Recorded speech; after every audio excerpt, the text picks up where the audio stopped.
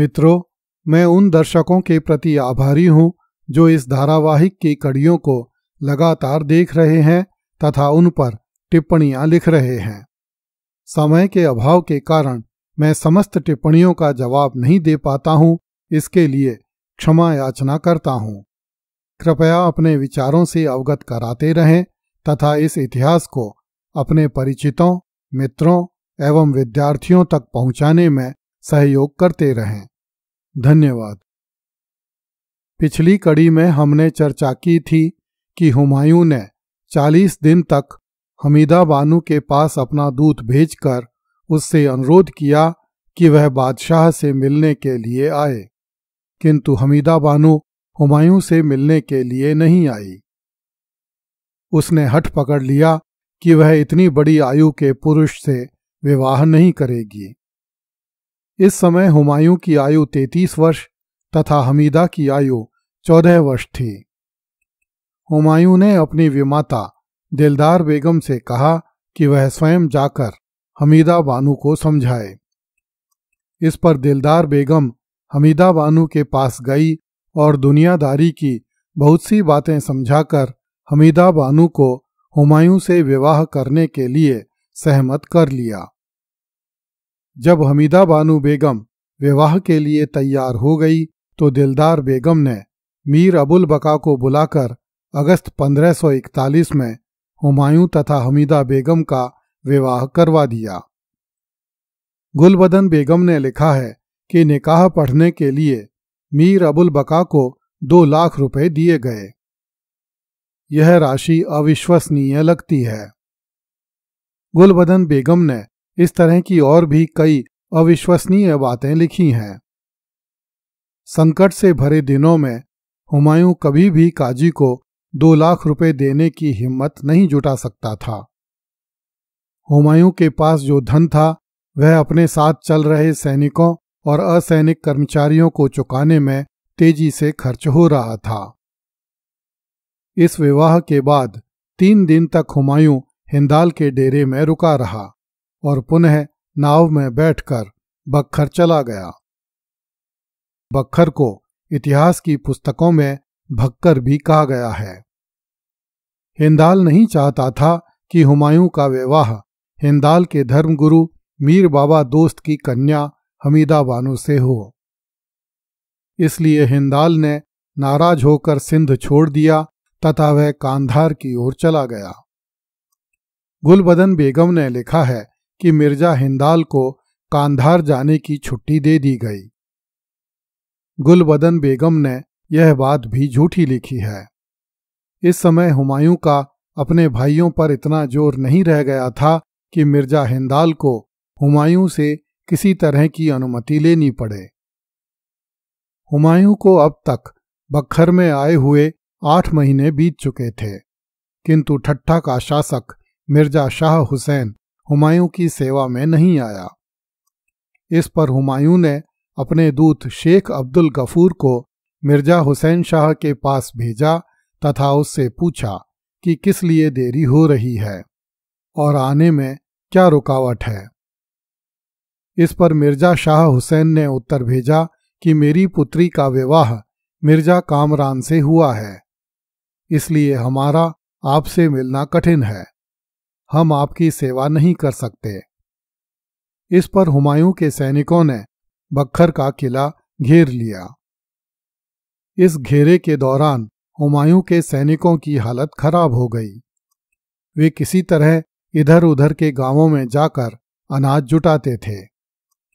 कभी कभी अनाज नहीं मिलने से भूखे ही रहना पड़ता था। यहां तक कि हुमायूं के सैनिकों ने घोड़ों और ऊंटों को भी मारकर खा लिया। संभवतः बड़ी कठिनाई से बख्तर के दुर्ग पर हुमायूं का अधिकार हो पाया। उसके बाद हुमायूं यादगार नासिर मिर्जा को बख्तर दुर्ग का किलेदार बनाकर सेहवन दुर्ग की तरफ चल दिया, जो ठट्ठा के निकट स्थित है।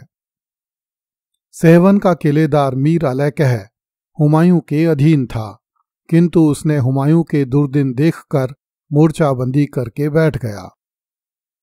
उसने तोपों से गोले बरसाकर हुमायूं और हुमायूं के सैनिकों को किले में नहीं घुसने दिया। मीर अलैकह को ठट्ठा के शासक शाह हुसैन का समर्थन एवं सहायता प्राप्त हो गई थी। इस पर हुमायूं ने अपना दूत सहवन के किले में भेजा तथा मीर अलैकह को समझाने का प्रयास किया कि संकट के काल में मालिक से गद्दारी करना उचित नहीं है, किंतु मीर अलैकह नहीं माना।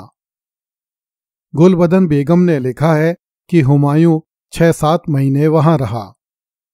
इस बीच मिर्जा शाह हुसैन हुमायूं के सैनिकों को पकड़कर समुद्र में डलवाता रहा। शाह हुसैन के सैनिक हुमायूं की तरफ के 300-400 मनुष्यों को एकत्रित करके एक नाव में बैठाकर समुद्र में छोड़ देते थे। इस प्रकार 10,000 मनुष्य मारे गए। गुलबदन बेगम द्वारा बताई गई यह संख्या भी असंभव जान पड़ती है।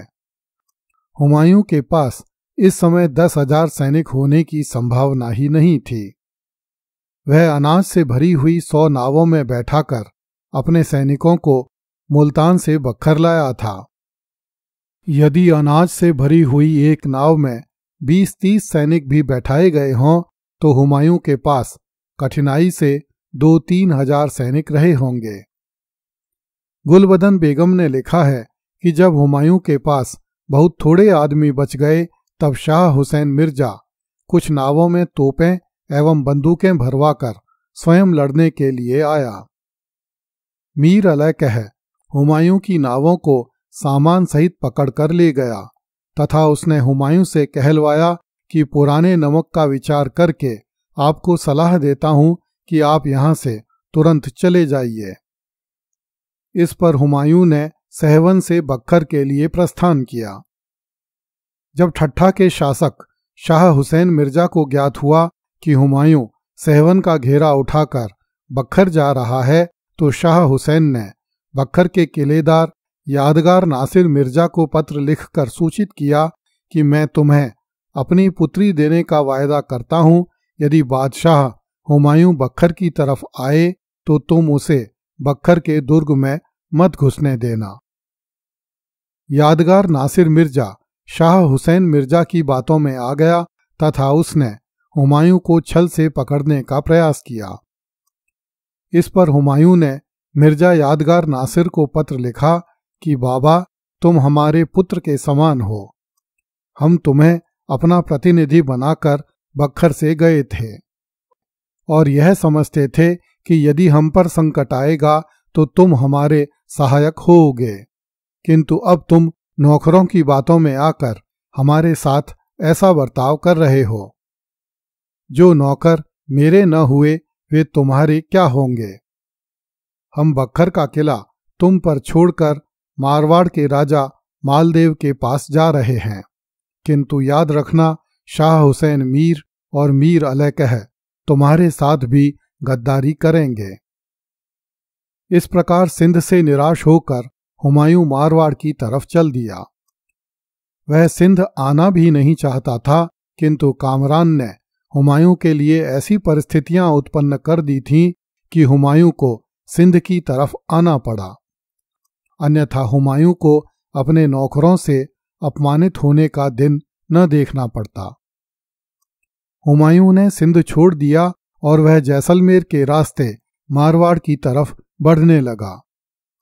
यह विकट रेगिस्तानी क्षेत्र था। मार्ग में कहीं पर भी दाना, पानी और घास का तिनका तक नहीं मिला। किसी तरह हुमायूं दिरावल दुर्ग तक पहुंच गया। इस दुर्ग में हुमायूं 2 दिन तक ठहरा। जैसलमेर के राजा को ज्ञात हुआ कि हुमायूं दिरावल आया है तो जैसलमेर के राजा ने हुमायूं का रास्ता रोकने के लिए सेना भेजी। दोनों पक्षों में युद्ध हुआ, जिसमें हुमायूं के कुछ सैनिक मारे गए, किंतु हुमायूं के सैनिकों ने जैसलमेर के सैनिकों को भगा दिया। गुलबदन बेगम ने लिखा है कि बादशाह ने तुरंत वह इलाका छोड़ दिया और 60 कोस चलकर एक तालाब पर पहुंचा। वहां से हुमायूं सातलमेर गया। सातलमेर में भी स्थानीय लोगों ने हुमायूं के काफिले पर हमला कर दिया। इस पर बादशाह को फलौदी की तरफ जाना पड़ा। वर्तमान समय में फलौदी राजस्थान के जोधपुर जिले में स्थित है। गुलबदन बेगम ने लिखा है कि मालदेव ने हुमायूं को एक कवच तथा एक ऊंट पर लादकर अशर्फियां भिजवाईं और यह संदेश भिजवाया कि मैं आपको बीकानेर देता हूं। अगली कड़ी में देखिए, तर्दी बेग ने हुमायूं की बेगम को घोड़ा देने से मना कर दिया। कृपया इस चैनल को लाइक, सब्सक्राइब एवं शेयर करें। धन्यवाद।